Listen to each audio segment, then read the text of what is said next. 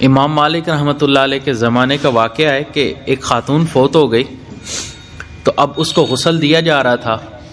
تو غسل کے دوران جو غسل دینے والی خاتون تھی، اس نے غسل کے دوران یہ بات کر دی کہ یہ جو مردہ خاتون ہے اس کا تعلق فلاں شخص کے ساتھ تھا۔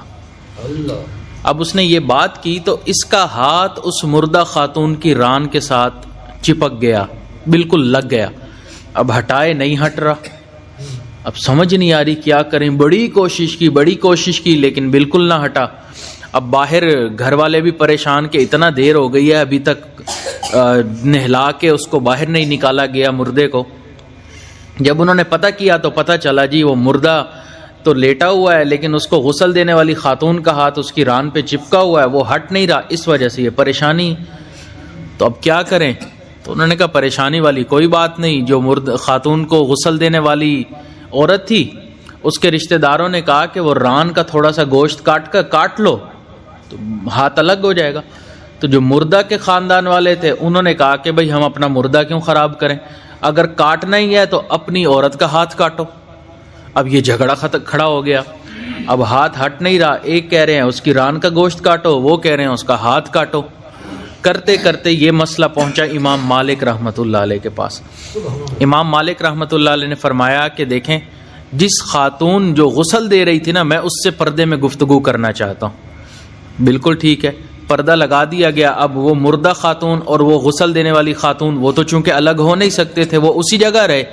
دوسری طرف امام مالک رحمۃ اللہ علیہ تشریف لائے اور انہوں نے پوچھا کہ یہ بتاؤ جب تم غسل دے رہی تھی کہ تم اس وقت کوئی بات کر رہی تھی؟ تو اس نے کہا حضرت اس ٹائم میں نے یہ بات کی تھی کہ اس عورت کا جو تعلق ہے نامحرم فلاں کے ساتھ ہے، ناجائز تعلق۔ حضرت نے فرمایا تمہارے پاس کوئی گواہ موجود ہے؟ اس نے کہا گواہ تو کوئی موجود نہیں ہے میرے پاس۔ اس نے کہا تم نے یہ بات پھر کیسے کر دی؟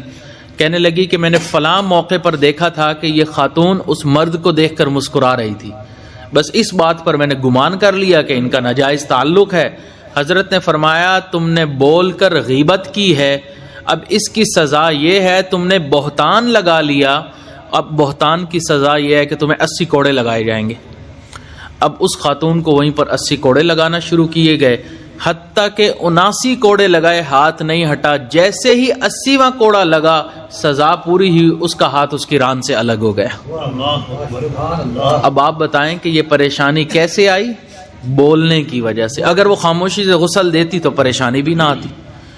تو اس لیے ہم لوگ زیادہ بولنے کی وجہ سے پریشانی میں مبتلا ہوتے ہیں، کم بولنے کی وجہ سے پریشانی میں مبتلا نہیں ہوتے۔